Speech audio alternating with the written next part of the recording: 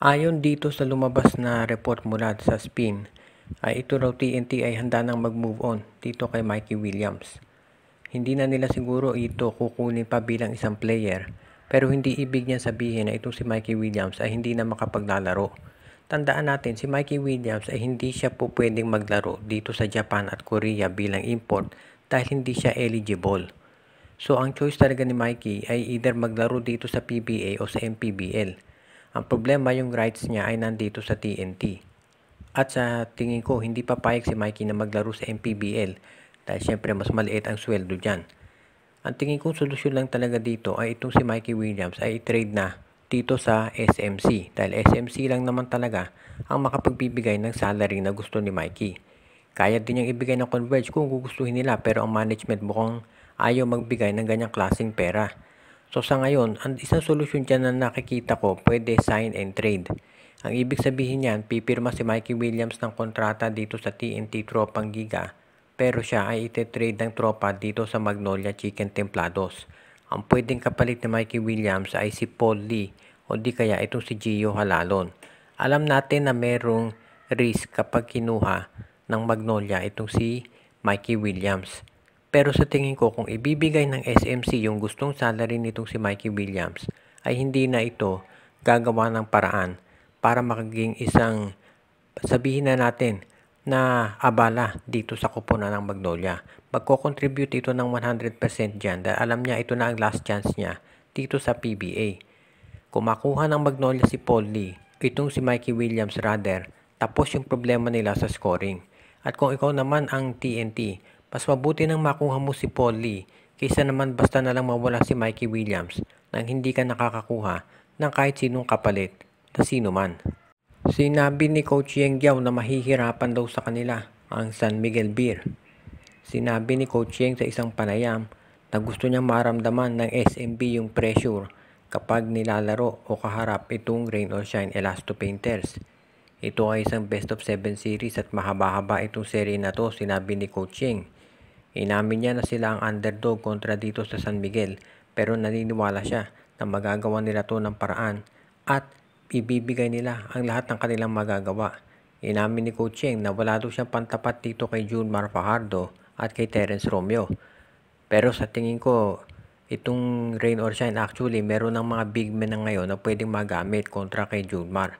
Katulad nitong si Keith Datu na merong tira sa labas. At itong hindi pa nila ginagamit na si Luis Villegas. Nandyan din of course yung old reliable na si Bo Belga.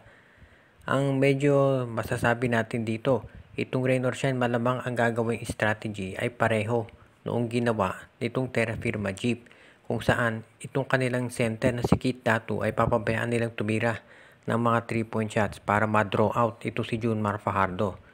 Pagdating naman doon sa guards, maraming mahusay na guards itong Rain or Shine Elasto Painters. Nakita na natin yan. Sila Karakot, itong si Gian Mamuyak, marami silang pwedeng magamit. Ngayon, sa panig ng San Miguel Beer, ang importante dito, kinakailangan maging maganda yung umpisa nila dahil asahan natin na itong Rain or Shine ibibigay lahat dyan. Sa ngayon, itong SMB, makikita rin natin na dito na naman masusubukan kung paano mag-a-adjust itong si Coach George Gallet dahil syempre, ibang strategy ang kailangan niyang gamitin lalo na at maraming mahusay na wing players at very unpredictable kasi yung starting 5 nito si Coach Yeng Giao. Hindi mo malaman kung sino gagamitin. Kaya abangan natin kung ano magiging resulta nito at kung sino ang makakauna sa Game 1 mamaya. Ino-offer nga ba ng Barangay Ginebra yung kanilang first round pick para dito sa Phoenix Fuel Masters kapalit itong si Tyler Tio? Ang Ginebra ay merong first round pick dito sa darating na draft at dalawa yung second round picks nila. Kaya pwede nating masabi na ito ay pwedeng gamiting trade asset ng Barangay Ginebra para makuha itong si Tyler Tio. Pero kasing mga lumalabas na mga espekulasyon na itong si Tyler Tio ay hindi na raw masaya dito sa Phoenix Fuel Masters at baka mag-request ng trade. At kung yan ay mangyari at mag-request ng trade, ang pwedeng gawin ng Phoenix syempre ay ibigay itong si Tyler Tio dun sa mga teams na makapag-provide ng suitable na kapalit. At sa tingin ko kung ang magiging kapalit naman ay isang first round pick plus samahan mo pa ng dalawang second round pick. At kung dadagdagan pa ng isang player ng Barangay Ginebra, for example to si Sidney Onwubere o si Bon Pesumal, Maganda na yan para dito sa Phoenix Fuel Masters. Kaysa naman nahayaan nila ito si Tyler Tio na mawala sa lineup. Sa Barangay Ginebra, kung makukuha nila si Tyler Tio, magkakaroon sila ng isa pang additional guard na pwede nang pumalit dito kay L.A. Tenorio o kaya kay Stanley Pringle. Dahil inaasahan ng marami yung isa dyan sa dalawa o pareho sa kanila ay mawawala na dito sa Barangay Ginebra. Si Pringle baka matrade at itong si Tenorio baka magretiro. Kaya nakikita natin dito talaga na itong Barangay Ginebra nagpe-prepare na rin dito sa kanilang future. Kaya sa tingin ko gagawa talaga sila ng paraan. At kung kinakailangan ibigay nila yung kanilang first round pick ay gagawin nila ito. Hindi natin sinasabi na walang makukuhang mahusay na player ang Ginebra dito sa draft. Maraming posibilidad. Pero syempre ang gusto ni Coach Tim Cone ay yung player na handa at willing kaagad na makapag-contribute. At iyan ang nakikita natin dito na kayang gawin ni Tyler Tio para dito sa koponan ng Barangay Ginebra. Pagkatapos ma-eliminate itong NLEX Road Warriors, ang tanong ng karamihan ngayon ay kung ano na ang mangyayari dito sa koponan ni Coach Frankie Lim. Well, nakikita natin na maraming adjustments na pwedeng matuloy dyan. Pero sa ngayon, ang isa nating nakikita malamang magkaroon sila ng hinahanap na bagong scorer. Dahil nakita na natin dito na hindi po pwede yung aasa ka lamang sa isa. Ang advantage ng Meralco Bulls dito sa NLEX Road Warriors, maraming nag-contribute sa kanila.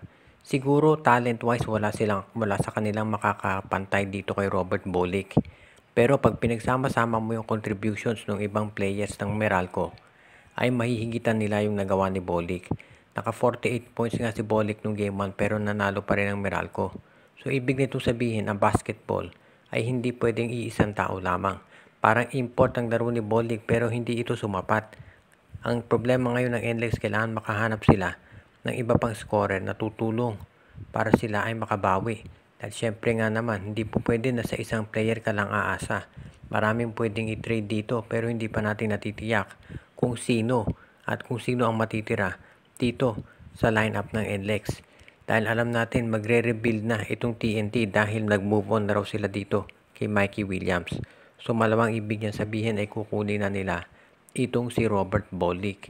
At kapag kinuha nila si Bolick, syempre mawawala na yung inaasahan ng NLEX kaya kinakailangan ay gumawa naman sila ng paraan para makakuha ng mas malakas na player at ng iba pang mga tutulong. Hindi po pwedeng isa lang yung aasahan nitong NLEX. Kinakailangan maraming players para katulad ng Meralco, hindi mape-predict ng kalaban kung kanino sila pupunta. At hindi pa rin nga natin natitiyak kung ito nga si Frankie Lim ay mananatili pa dito sa NLEX Road Warriors pag nagsimula na ang bagong season ng PBA.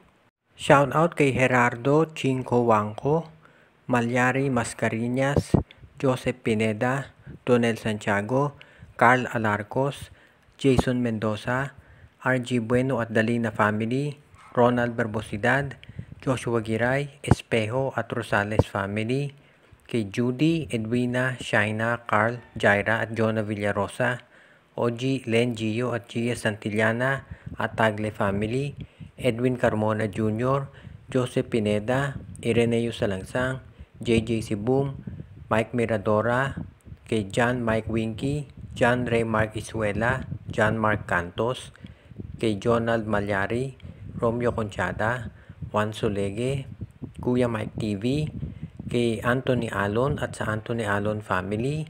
Binabati din natin si Junjun, Angie, Patpat at B-Boy Matas, si Enju at ang iba pa nating mga taga-subaybay.